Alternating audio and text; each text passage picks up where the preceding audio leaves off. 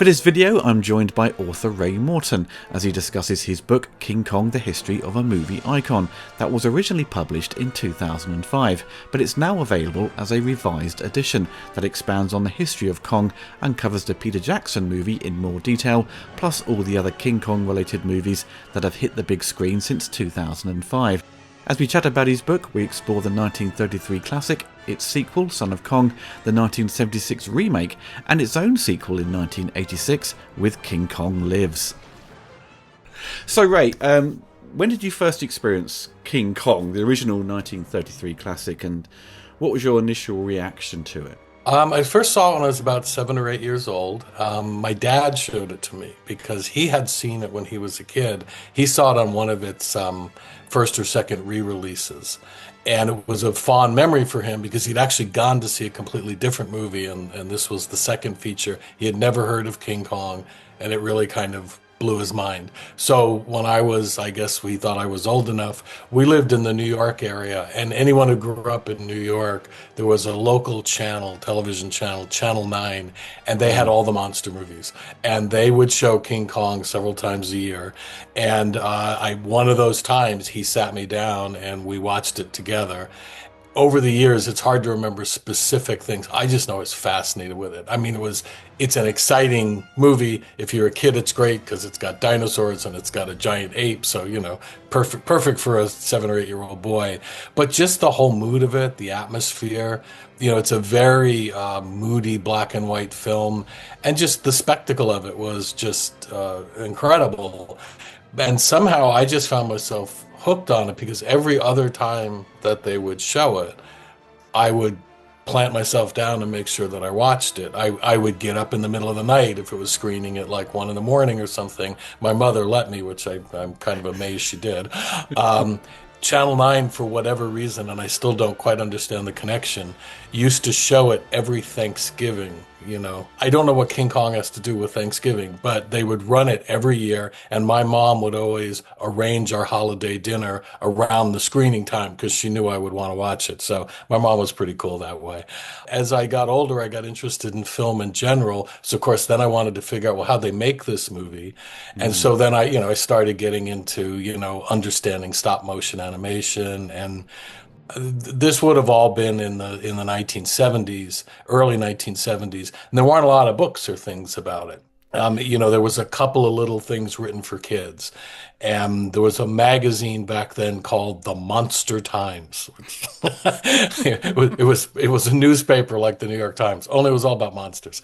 And the first issue had a making of King Kong story that was written by a guy named Steve Vertlieb, and he's one of the first guys who ever really dug into the making of the film. And so this was like 1973 or something. And Steve and I had lunch last summer. I finally met him. And it That's was amazing. It was very cool to sit and say, hey man, I read your article when I was a kid and here we are having lunch. So it was great. Wasn't there a making of book of King Kong in like 1976 when the new one came out, right? There was. So that came out. It was actually published first in the UK in a hardback, and then it was published in the US in a softcover early 1976. It came out, the hardcover came out in 1975. We had lived in New York. My family moved to Connecticut, which is an adjoining state. And the day we moved, it was all busy at our house. And my mom said, go away, come back in a few hours, because I was getting in the way or something. And I went to the local library in the new town that we moved to, and they had the hardcover edition, which I was not aware of. So that was the first day I was there. I got a library card. I took the book home. I probably had it out the whole summer. They probably got mad at me. And then I was able to finally buy the paperback when it came out. And that was by George Turner. And he was many things, but he was the editor at the time of American Cinematographer magazine. And that's a great journal for not just cinematography, but they used to cover special effects and all of this. So he had really done his homework, and it's a great, great book. And anybody who writes anything about King Kong owes a debt to George Turner, and I certainly do. So, yeah. It's crazy that a film from 1933 still had the power to influence a newer generation, especially into the 60s, into the 70s. Because, you know, it's similar with Peter Jackson, he saw it on reruns like everyone else would have done, that sort of similar age, and it still has that influence. Why do you think it still has that power after, like, when you saw it, like, would have been 40 to 50 years later? Yeah, about 40 years after. I've thought about it a lot because people ponder this a lot, and I think it's on a couple of different levels. Not necessarily consciously, but in the matter of writing the script for the movie. And I actually go into this a lot in the new edition of the book because I hadn't gone into it so much in the old edition. There were a number of writers and a number of ideas, and as I said, I think probably mostly accidentally, they tapped into a lot of really classic mythic elements. I mean, there's the initial appeal. I think human beings in general are fascinated by apes because they are our closest genetic cousins. So I think there's always a fascination that way. I think we're fascinated with size. We all want to be bigger and more powerful than we are. The story is basically, if you peel away all of the monster elements, it's a story of unrequited love. And I think we all know what that's like, or at least a little bit anyway. But they tapped into stuff that's in classic myths and fairy tales. I mean, they literally get on a boat and sail to a far off land. They sail through a veil of fog into this enchanted wonderland. It's primal jungles with dinosaurs roaming around. Like it's our prehistory. It's the whole native tribe with a sacrificial ritual. All of these things are elements that are in classic myths and classic fairy tales. They capture the god. The god escapes into the modern world, and it's the primitive world versus the modern world, which was very much on the filmmakers' minds. These are all such elemental things, and I think putting them all together into this one film, I mean, there's a certain, St. George and the Dragon, we're going to go up against the monster and rescue the girl. And I think that lucky combination of elements is what made it more memorable than a lot of other. Like, I'm a big fan of the original Godzilla film, but Godzilla is about a force of nature, and if you go in that original film, it's a critique of the nuclear bombing of Japan and the nuclear, but it stays there. And I think, as you see in later Godzilla movies, they just get sillier and sillier. Kong kind of stays in this. When they tell the actual story of Kong, when they start doing other things, we could talk about that. But there's just all those great elements in it, and plus the iconography. Again, I grew up in New York. It's pretty hard to beat a giant ape on top of the tallest building in the city at the time. I suppose it's also down to its, as you said earlier, about the stop motion visual effects, because for many people of a certain age, seeing King Kong, it's like, how do they do that? And then there's also the element of like, I could try and do that myself. Yes. And that sort of spurs on many, animators to sort of follow, a similar path, like Phil Tippett. But in the case of like the generational thing, like for the 70s, you had obviously Star Wars, Close Encounters, and Superman, which would also kind of inspire other, fans of these films to sort of try and replicate or try and join that industry to be inspired by what they saw. In case of King Kong, the process of writing this book, because you cover all the movies, right? The new edition is up to the latest King Kong film we've had kind of fairly recently. And the previous edition kind of stopped the Peter Jackson film, right? Right, yeah, because it came out ahead of that film, Yeah.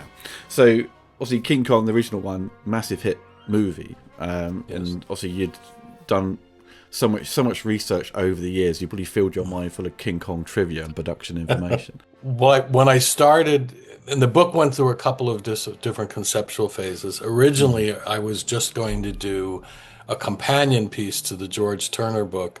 I wanted to cover the 1970s Kong so that it could sort of stand alongside his book on the 33 Kong, because I felt like, that movie has a mixed reputation.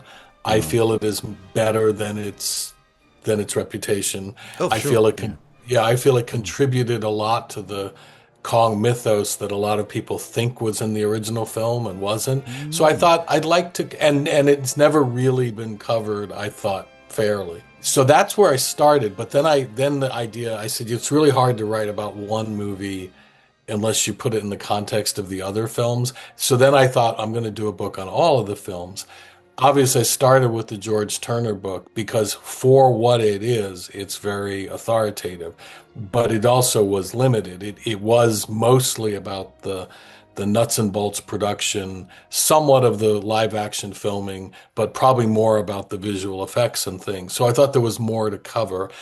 I live in California, and at UCLA, they have all the RKO archives, and RKO was the studio that made the Oh, film. yeah, yeah, for sure. Yeah, and I had took me a while to figure out how to access it, but essentially I could go in and just start looking at all of the files and all of the production records.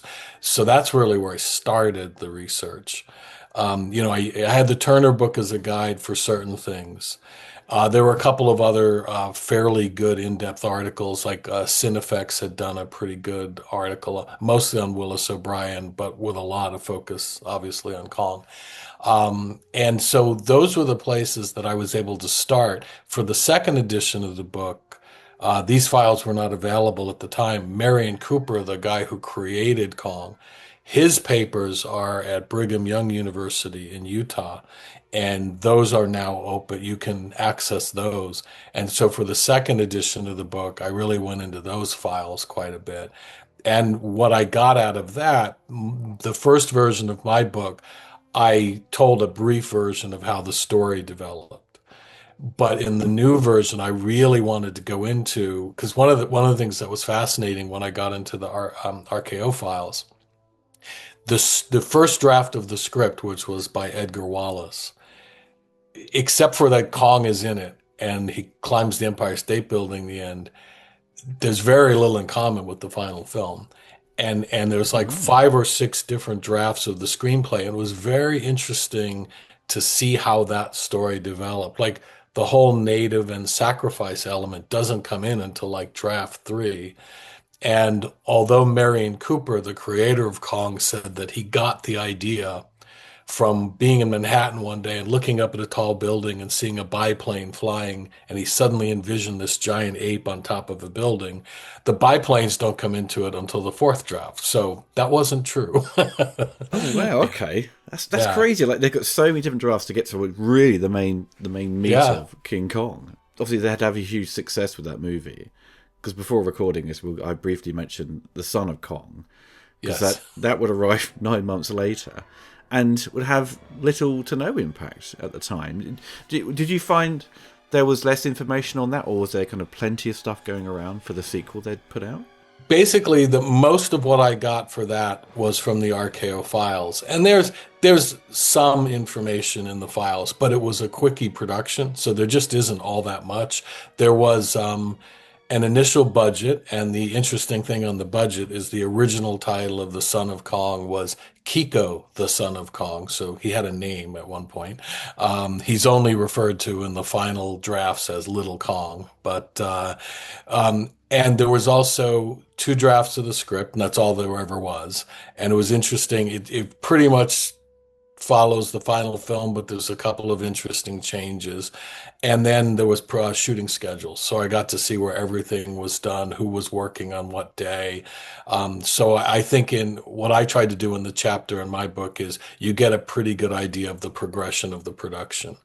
But it was an interesting thing because King Kong was initially released in March of 1933. It had its premiere in New York, and then it later had a second premiere in Hollywood in April, and then it went into general release after that. Right before it came out in February of 1933, David Selznick, who was the head of production at RKO, left, and the studio appointed Marion Cooper, who was the creator of Kong and was producing King Kong, as the new head of the studio. And they told him, you have to have 40 movies released in the next year because RKO needed money.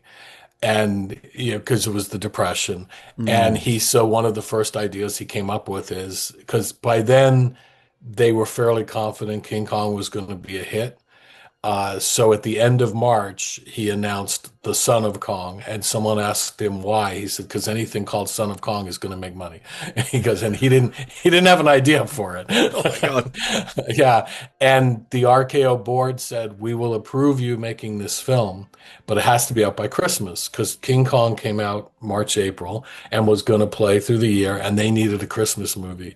So literally the day after the most of the crew stopped working on King Kong, they started working on Son of Kong, which was shooting before King Kong had gone into general release. So That's mental. It's so correct. Because you think, like, in that time, the prince would have been kind of slowly working their way around the United States. And by the time he gets somewhere into in some town, they were like, oh, wait, there's a sequel coming out already, yeah. Did you think, like, perhaps because it underperformed, do you think perhaps down to oversaturation, or maybe the audience were kind of burnt out on the character already, or just marketing just didn't work? It's hard to tell exactly. It did okay. It wasn't a smash. Kong was a blockbuster. Yeah. It wasn't a failure, but I think it was too soon, because I don't think the market was done with King Kong. And also I think it's an interesting movie with some very interesting elements, but it's just not as good a movie as King Kong. It's much smaller in scope. It is clearly rushed a bit around the edges. The elaborate miniature sets and atmospheric photography of King Kong are all replaced by very kind of rudimentary sets. And it's funny, and it probably shouldn't have been funny, you know. Yeah, So, for I mean, the sure. writer Ruth Rose, I do not know this adage, but she quoted some old Broadway adage: "If you can't make it bigger, make it funnier." And they didn't have the money to make a spectacle on the same level as Kong, because by then the depression was so severe that they really had a limit on the amount of money they could spend. Yeah. Because Kong costs the equivalent of two and a half regular features at the time. It was a very expensive movie, and RKO was like, "We're not going to spend that amount of money on the sequel." So, And it was so groundbreaking as well. They were yeah, testing new ground with stuff. So, absolutely, yeah. and Well, it was classic Hollywood. Marion Cooper knew they were breaking new ground, and the studio didn't want to pay to break new ground, so they kept sending him notes. Can't you put a guy in an ape suit for most of these scenes? Do we have to keep doing the animation? And which they'd do in the future, wouldn't they? they Decades later, do. they put a man in the suit. Yeah, you know. So after like the Son of Kong, we had this kind of massive kind of gap, right? Do you think there was kind of RKO had kind of maybe didn't want to pursue any more sequels, but because we saw the Japanese would take on King Kong to fight Godzilla, in the 50s and into the 60s, right? 60s, yeah, early 60s. In those days, sequels were not mandatory the way they are now. And also, like, they were always considered a little bit like lower class kind of stuff. Like, the studios, they were willing to do it, but they didn't like want to make a habit out of it. And the thing is, Son of Kong, it did okay, but it wasn't a blockbuster. And I do think the feeling was that King Kong was unique. Like, you weren't going to repeat that time and time again. Marion Cooper actually had an idea for a second sequel that he pitched RKO, and it was in the first film. They knock Kong out on the beach of the island. The next time you see him, he's chained up in New York. Cooper came up with an idea for a sequel where they would tell what happened in the voyage to get Kong to New Oh, York. right, okay. Yeah, and he would escape into, I think it was the Malay Peninsula, and the crew would have to recapture him, and I don't know.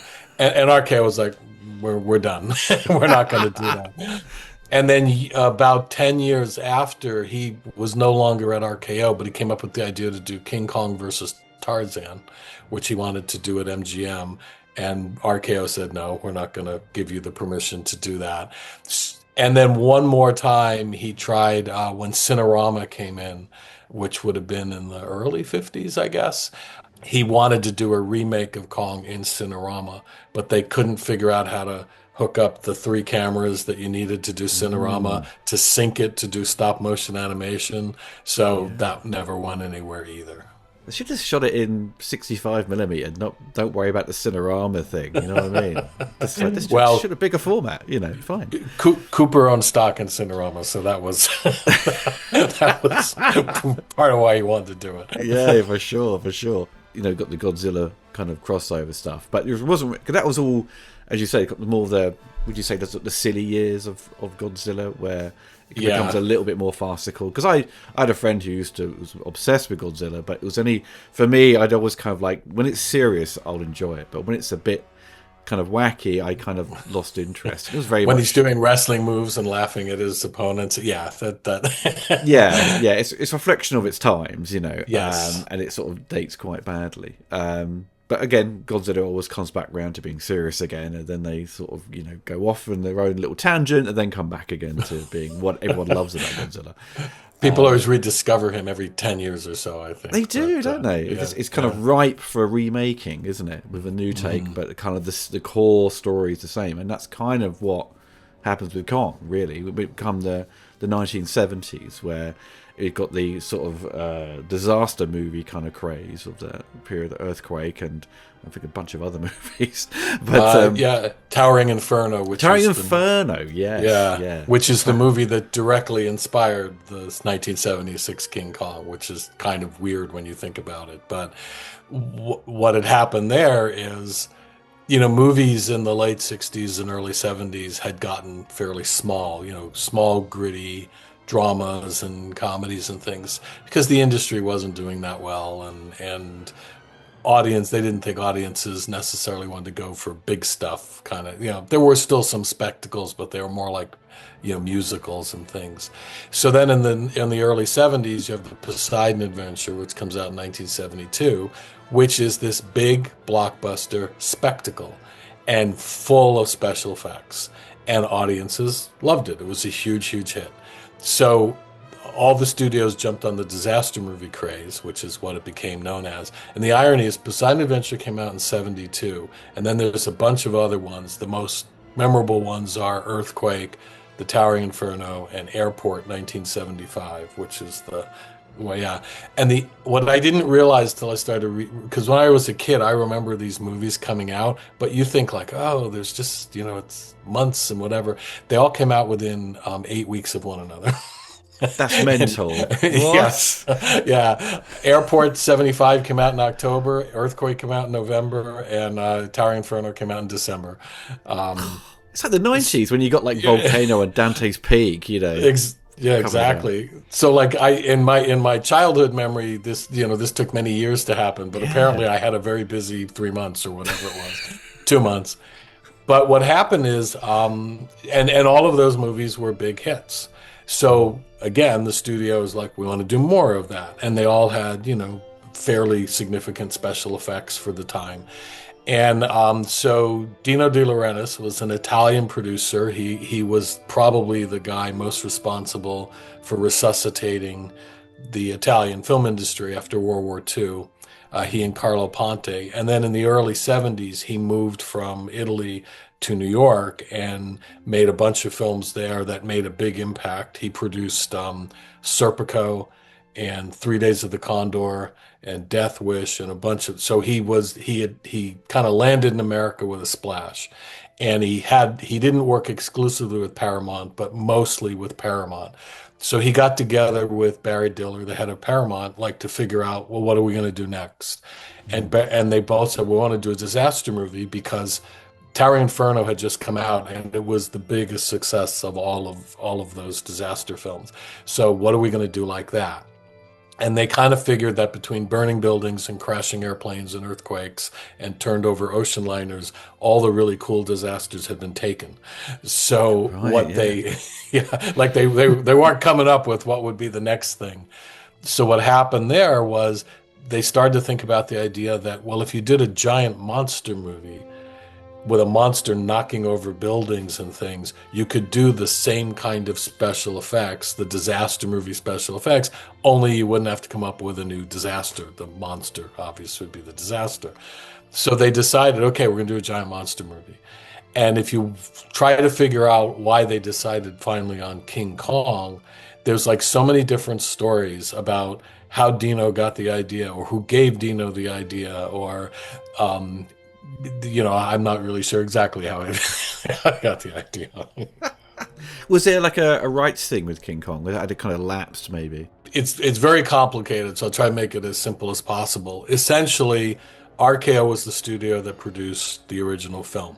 So the logical thing was, let's go to RKO and get the rights to do a remake.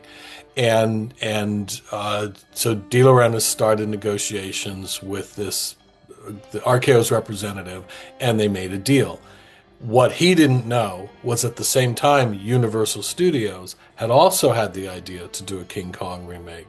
Yes, I recall reading about this. Yeah. Yes, because well, they had same for the disaster movies. Two of the big disaster movies, Earthquake and Airport 75, were Universal Pictures. So they were kind of thinking along the same lines. What's another special effects thing we could do? There was also a producer at Universal whose name was Hunt Stromberg Jr., and he had just produced for Universal a two-part. Over here, it was a two-part television movie. I think it was released as a feature in Europe.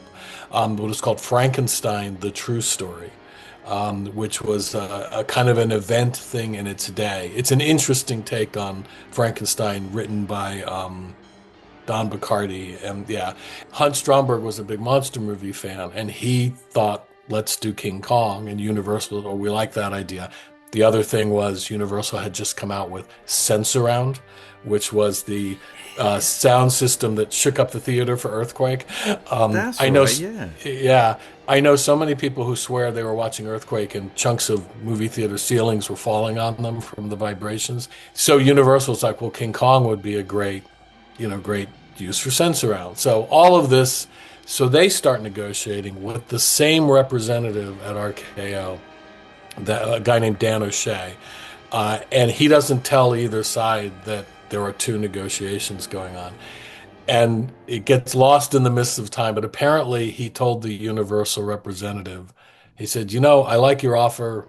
I think you guys are going to get it. However, Dan O'Shea was not empowered to confirm the deal. It had to go to the head of, at that time, RKO General, who liked Dino's deal better because Dino was offering gross points and Universal was offering net points. So RKO made the deal with Dino, and when Universal found out, they said, well, Dan O'Shea told us we were going to get it. Verbal contract kind of thing. So lots and lots of lawsuits, back and forth. Ultimately, Dino he had the signed contract, so he could go ahead and make his movie. But what happened in the course of these lawsuits, what they had discovered is that when the 33 King Kong came out, one of the reasons that Cooper engaged Edgar Wallace to write the script with him was Edgar Wallace at the time was the most popular writer on the planet. He was a mystery writer based in England, and just incredibly popular. And Cooper's idea was, as a promotional gimmick, he was going to have Wallace write a novelization of the movie, which was not that common in those days. So Wallace died actually right after he handed in his first draft, and the script ultimately changed so much that there's very little of what Edgar Wallace contributed in the final story, but Cooper kept his name on it because, again, he was the most popular writer in the world at the time. It gives it a great PR, doesn't it? Yeah, exactly. But so he hired a newspaper writer, a friend of his, a guy named Delos Lovelace, who wrote a novelization based on the final scripts. And it was published in the early March of 1930. No, I'm sorry, more like February of 1933, about a month ahead of the movie's release. In copyright law, as I have learned, whatever comes out first is what they call the originating item. So one of the things Universal discovered is, while RKO had renewed the copyright on the film, nobody had renewed the copyright on the novelization. So technically it was public domain. That's mad, isn't it? It's crazy. So again, more lawsuits, and eventually what happened is, and there gets to be some mob lawyer involvement in this, but they eventually settle where Dino's going to make his movie. He's going to give Universal, I think it was like 6% of his profits, and Universal would reserve the right to make their version of the movie. And the only limit on that was it had to be at least 18 months after Dino's movie came out. They couldn't release a movie before then. But they never did they? So it was like obviously they backed away from that, right? So Well, they did some pre-production work on it. They also did a man in an ape suit, which is what Dino did. But the guy who was the guy in the ape suit said the weirdest part of the test was one of the directors of the test said, "Can you walk around in a herky-jerky motion to imitate stop motion?" And he was oh like, my god. "Yeah." So I've read the script to their version. The script is very good. It was by Bo Goldman, who wrote the screenplays for One Flew Over the Cuckoo's Nest and Melvin and Howard and a few other movies. Some really strong credits there. Yeah, the script was very good. I think when they wanted guys walking around in herky-jerky motion, I'm not really sure the movie would have been. But anyway, Universal, they didn't exercise that right till almost 30 years later when they put out Peter Jackson's King Kong. Yeah. So with Yeah. with Dino's one, he touted that it's going to outperform Jaws. It's a big lavish production. When you do watch it, it does look amazing. The money's on screen. Why do you think it? I mean, it was expected to do pretty good, but why do you think it kind of didn't quite hit as expected, and maybe the reviews were somewhat mixed? Because as you've writing your book, you've wanted to uncover more about the film and express your appreciation for it, right? It has an odd reputation, and I'm not always quite sure why it does. The reputation, if you just sort of scan online, is that it was a critical and a financial failure. And it was neither of those. The reviews were mixed to good. I never saw an outright, this movie stinks. Also, it did well at the box office. What it didn't do was outgross Jaws.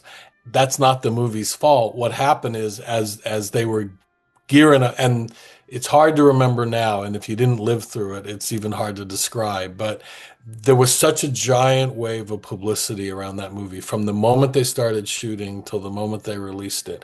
So it was a pop culture event. And somewhere along the line, all the studio and people were like, this movie's going to do better than Jaws. And I'm sure Dino wanted it to do. Now, what people forget is Jaws was the highest grossing movie of all time at that time. So it was probably not likely it was going to outgross Jaws. And it didn't. And somewhere along the line, that got translated into it failed completely at the box office. And it's just not true, Yeah. It's an interesting movie. It's not the classic that the original is. It's not innovative enough. But it does innovate in one way that became very influential. It's the first significant use of makeup effects in feature films, because how they created Kong, it was a man in an ape suit, but it was the most sophisticated ape suit anybody had ever built, and the face was incredibly expressive, and that was done because the person who sculpted the face was Rick Baker, who later became, obviously, you don't even need to say who he is, he's so famous. And he worked with an Italian special effects guy named Carlo Rambaldi. And what they did is they made 5 different masks, each capable of different ranges of expression. And then Rambaldi worked in these mechanical devices that were operated by wires. Like they were actually the wires that are on bicycle brakes, like thin kind of pump wires. And they would manipulate the wires, and it would manipulate the facial features of the mask. And if you watch the film now, the expressions are wonderful. And you don't even think about it. It was the first use of makeup effects, which became the standard special effects technique for a lot of the 70s and almost all of the 80s and on into the 90s until digital started to take over.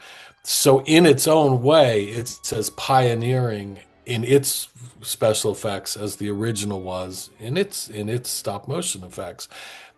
The problem is that most of the publicity attention, they started planning the movie in early 1975. So what comes out in June 1975? Jaws. And all of the publicity around Jaws is around this mechanical shark that they built. So originally their plan was man in an ape suit. And while they were in early stages, Dino says, "What about a full-size mechanical Kong?" All of the experienced special effects guys go, "No, that we can't do it." And Carlo Rambaldi says, "Oh yeah, I can do that."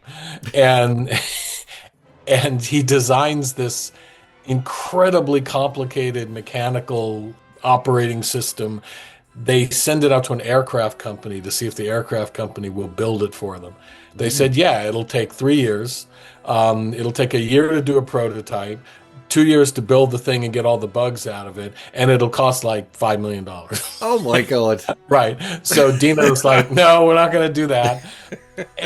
And the other special effects guy on the movie was a guy named Glenn Robinson, and he had done all the effects for Earthquake and legendary special effects man. But he had also, in his spare time, designed amusement park rides. And amusement park rides are based on hydraulics. He said, I can build you a hydraulically operated Kong. But Carlo Rambaldi was saying, Kong can like pick up the girl and walk around and climb the World Trade Center and all this, and he's like, and it's not going to do any of those things. He said it'll move its arms and whatever. So they went from, and if you look at some of the early storyboards for the movie, they were planning to use the big mechanical Kong in like a whole lot of scenes because it's only used like once, right? 6 shots. 6. Oh my God. Six shots. You just see its arms move. That's about it, right? It goes up. I think up and down. That's about it. And the movie started shooting in January of '76. It was booked in the theaters in December. It took them until August to build this thing. So they could only use it in one sequence, which is called the presentation scene.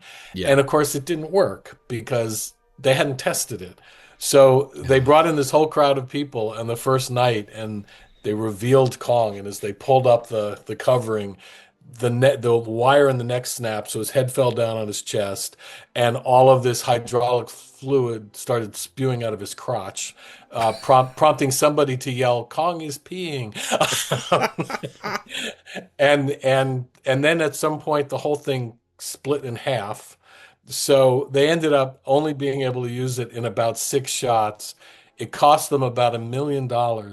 And somebody, quote, which was really funny, it was like, as a prop, it was a disaster. It said, as a publicity tool, it was worth its weight in gold, because for a while, everybody thought it was the full-scale Kong doing most of the Kong action. Well, yeah, because if you're there watching it, you see it reveal and go, oh my God, this is amazing. Yeah. And once it moves or whatever, you're just like, is that it? When it's standing still, it looks great. The other problem is there was no coordination between the people building the suit and the people building the giant. So the giant looks very good when he's standing still. However, he doesn't look anything like the suit. So there's actually a scene where they intercut the two, and you're like, hey, what's going on here? Also, because Dino would, the film would be successful, as what you were saying, alluding to that people perceived it as a kind of somewhat mediocre success. Dino would follow with King Kong Lives in '86. Right, 10 years later. 10 years later, yeah. So, I mean, that was, now, it's known as a bad movie, right? King Kong Lives. Yes. So maybe it could be categorized so bad it's good. It's one of those. One of those, yeah. Because when I saw a trailer years ago, I thought, is this a canon film? Yeah. What were your kind of thoughts on that film when you saw it? Did you see it at the cinema? Oh yeah. I went opening night. I dragged a bunch of people because it's going to be good. It's going to be good. Trust me. Well, I was keeping my fingers crossed, but and you're also not far off with the canon reference. But the thing with the '76 King Kong had come out. I always, and in the book, I make an argument for it. It adds things to the Kong legend that everybody thinks are in the original movie that are not. It especially adds a sympathetic relationship between Kong and the woman in the story, which in because the 33 one, it doesn't really explore that. Every time she sees him, she screams, and that's it. Yeah. And so all of that sympathy was all included in that film. And so I think if you look at the '76 film, the visual effects in the first half of the movie are excellent. They get a little less excellent as the movie goes on because the blunt truth is They had a tight schedule. It was booked into theaters, and they just didn't have time There's to some good refine miniatures things. in the final act, isn't there? When he's Yeah, interacting with like throwing stuff at a train and stuff like that. And yeah. remember The that train stuff is great. Yeah, that's like really well photographed. yeah. Is also very good. Some of the composites aren't as good as they need to be, but overall, I think it's a successful film. Not a classic, but successful. Dino wants to do a sequel right away, but because it didn't do as well as Jaws, Paramount wasn't that crazy about it. And also there was some odd clause in the agreement that he had made with Universal where Universal got to approve a sequel. I'm not sure exactly why that clause is in there, but I think because Universal's original pitch to RKO was they wanted to do a remake and a sequel, so I guess they wanted to reserve that right. Anyway, and Universal at that point was in another lawsuit with Dino over the movie Orca, because the name of the boat in Jaws is Orca, which is why Dino called his killer whale movie Orca. So I don't think anybody was in the mood to cooperate at that time. Well, Dino was going through a number of kind of like, box office kind of failures, wasn't it? The 80s. It was kind of he's Yeah. slightly undoing, wasn't it? As a producer. Yeah, well, he had a mixed record in the late '70s, but what happened in the '80s was Paramount was his partner on King Kong, and on most of his '70s movies, he always had a studio. He ended up doing the David Lynch Dune, bunch of other. That was with interesting enough Universal. Universal, right? you know, but what happened right after Dune was there was this weird trend in the 80s of all these people wanting to start their own mini studios. And so all of these producers, as someone I heard describe, of dubious financial resources, so the Canon guys and Dino and a few of these other people where you don't quite know where the money's coming from, and maybe you don't want to know. It's a bit like the Soul Kinds, isn't it? So there's all kinds, exactly. Like they were all kind of in the same boat, I think. Anyway, Dino took over this company called Filmways, and he turned it into the De Laurentiis Entertainment Group. Yes. And then he also took over a distribution system from Sony. The thing with distribution is it's incredibly expensive. And that's why most independent producers sign with a major studio, because the studio handles the distribution. Dino wanted to be his own studio, and he had certain financing lined up, some of it actually legitimate. And then a bunch of economic things happened, and the financing all fell through, or half the financing fell through. So what happened is he had all these grand plans, and one of his plans was, well, now I'm going to finally get to do the sequel to my King Kong.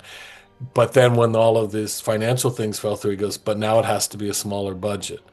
And his '70s King Kong cost $25 million, which at the time was the most expensive movie ever made. The second one cost $22 million 10 years later, when the average price of a blockbuster was $40 million. So Yeah, yeah.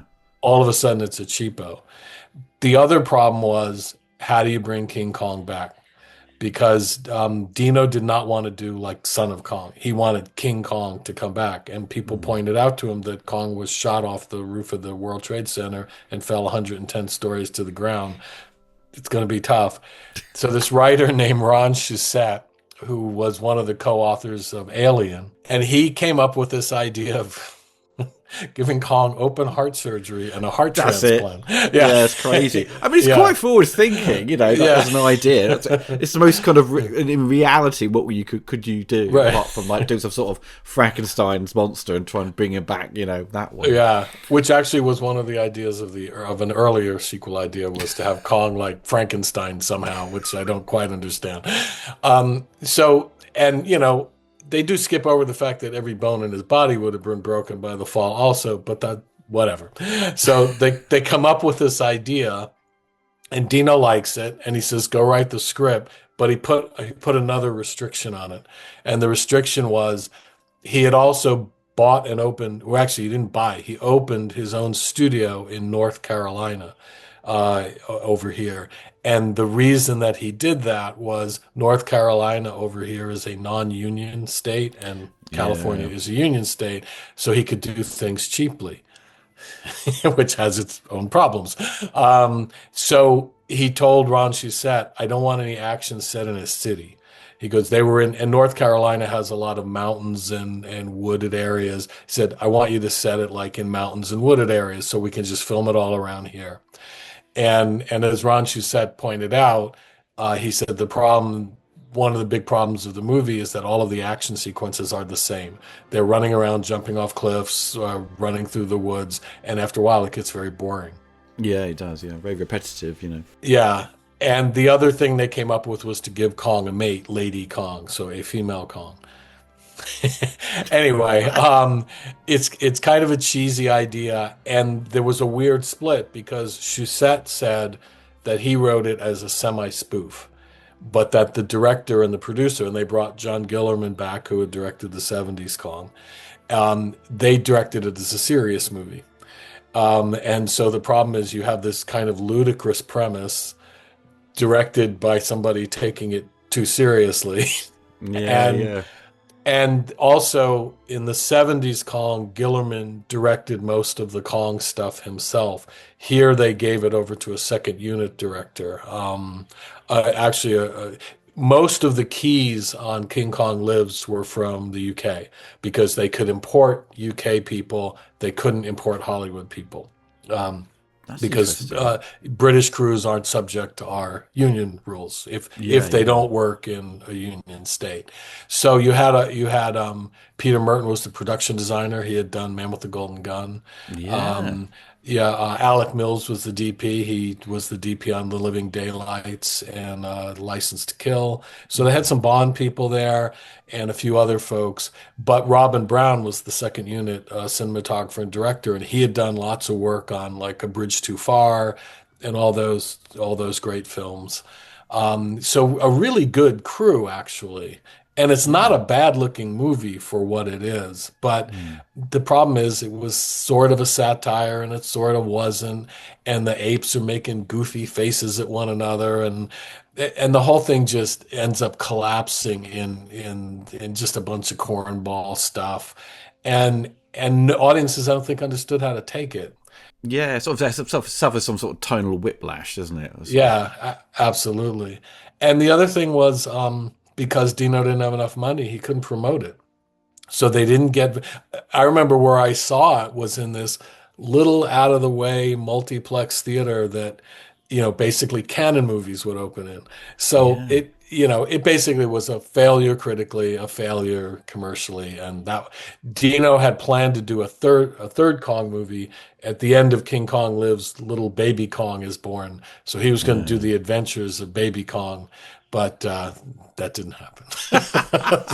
So nothing would happen really until Peter Jackson got his hands on it. Yeah. Which because he had the power to do whatever he wanted after the success of Lord of the Rings, and he'd been obsessing over King Kong since he was a kid, and now to getting the chance to do his big lavish, version of King Kong, which I saw at the cinema. I remember when I was a projectionist at the time, and we got the prints come in, and the print we got was a special print that was used at the one of the premiere prints, and I got a letter in there from Peter Jackson saying to be careful with it and make sure the volume's at this level. I'm like, well, I'm not going to play at that volume. That's going to deafen everyone. It's always the same. And we always got letters from like Michael Bay saying, turn it up to 7. It's like, I'm not doing that. I'm going to blow the speakers out. Exactly. Within 10 minutes, they're going to come out and go, can you turn it down, please? It's too loud, So, okay, fine. But I was, that film, because I'd seen the 1930s one as a kid on Channel 4 in the UK on a Sunday afternoon. Didn't have much memory of it though until sort of 70s one again. That's one of those kind of weekend movies. You see glimpses of it. But the Peter Jackson was the one because I knew, even though you hadn't really seen the Kong movies, the story and those elements are kind of just part of pop culture. They are, very much. They've been spoofed, and it's always kind of referenced, so you kind of knew where you're at with the stories like start, middle, and end. And then seeing Peter Jackson one was spectacular, and it was. You could argue that some people complained it was a little bit too long, but in the case of many directors who are obsessed with the source material and they get through their movie, they always are a bit indulgent, especially with Yes. Del Toro's Frankenstein movie that came out. That was a little bit, I thought, was a little bit too long, but that was intended for streaming anyway, so you can kind of get away with that. But this big epic, Peter Jackson film, at the time you were kind of planning your book, you also, this is ahead of this film coming out, right? When he announced he was going to do it, I knew, because I had been kind of working on the book as a hobby, just as I was doing research, I was interviewing people, and in my head it was, someday I'm going to actually sit down and write this book. But right now I'm doing other things, so this is like what I do when I have some free time. When he announced he was doing his movie, I knew this was going to be the time. Like if I was going to do perfect marketing wise, tee it up with that, Yeah, and a friend of mine had written a number of film-related books, and I told him about it, and he put me in touch with his book agent, his literary agent, and she said, "Oh yeah, I could sell this." And within a couple of weeks, we had a deal. The only problem was we made the deal in probably early December of 2004, and in order for it to be out in December of 2005, because books go through this whole production process that usually takes about 6 months. So I had to have the manuscript in April of 2005. So I had to write this whole history. I had most of the research. I didn't have all of it. It's just to put it all together and make it work structurally and stuff, Yeah, so I had to finish the research and write the whole book in about 5 months. And I ended up, they gave me 1 extra month. I think I wrote the last 2 chapters in a total fugue state. And what I've always said to people is, if you told me that the last 2 chapters of that book were brilliant, I would be very happy. But if you told me it was a bunch of gobbledygook that made no sense, I would completely believe you, because I have no memory of writing any of it. That is really impressive, though, Ray, to get that turned around that quickly. That is, an absolute nightmare. I was pretty exhausted by the time it was done, but they did a really lovely job on the design of it, which I can't take credit for. And when it came out, I was very pleased with it. And the thing is, because it had to be turned in the spring, I couldn't really cover the Peter Jackson film because obviously it hadn't come out yet. And so really all I could do was, I did a very brief chapter. It's like 4 or 5 pages, based on the publicity materials that were available at the time. And so that was all I could get to. But so the book came out. It came out a little ahead of the movie. It did well for this kind of book. But I always thought, like, well, gee, I never really got to do a full chapter on the Jackson Kong. Also, a bunch of other Kong stuff had happened. There was an Australian musical that then went to Broadway. Peter Jackson had actually at one point had planned a sequel, but that didn't happen. There was a whole literary franchise done by the Marion Cooper estate with this writer-artist, a guy named Joe DeVito, and that whole series started to come out. And there was a couple of new animated shows, and then, of course, in the last 7 or 8 years, we have what are called the legendary Kongs, which is the Legendary Pictures did Kong Skull Island, Kong versus Godzilla, and then Kong times Godzilla. I don't know, it's Kong X Godzilla or whatever. Yeah, that's right. The Skull Island one was pretty good. I quite enjoyed that for what it was. But when it sort of, the crossover stuff, I was a little bit, I don't know. It's not, also a bit for a younger audience, not. The way I look at them is they're the modern versions of the Japanese Kong movies, which is kid pictures. And that's fine. There's a play. And I remember when I saw the last legendary one, I was in a theater with a lot of families and kids. It wasn't to my taste, but the kids loved it, and I'm like, okay, you guys, you can have your Kong movie that you love. I wasn't going to ruin. It's not my Kong, right? Yeah. Well, it's funny. By the time that last film was done, their Kong has almost nothing to do with the original Kong. He's more like this Edgar Rice Burroughs character, like his own kingdom and his own land, and it's not a bad idea on its own. It doesn't have much to do with the '30s guy, but that's whatever. So with your new edition, you're getting to cover the Peter Jackson film, of course, Yeah. in bigger and more detail, Yes. and obviously the sort of the musicals, and where we're up to now with the Kong movies. All the legendary pictures and the Peter Jackson, the musical, and all the Joe DeVito stuff and everything else. So yeah, But so Ray, where can people find your book? This new revised version. it's out in the States already, and they can get it on Amazon or Barnes and Noble, or it's published by Bloomsbury, and it's on their website. I've seen it in a few bookstores. I'm hoping it will be in more bookstores. It's also available as a Kindle edition, and it will be out in a print edition in the UK in June. Yay! Hooray! I'll get my Yeah. copy then. Excellent. Well, Ray, thank you very much for talking to me about King Kong. I've learnt a lot today. I knew a little bit about King Kong, so I know I'm a little bit more informed. And I can't wait to get your book. So, Well, thank you so much. I really appreciate it.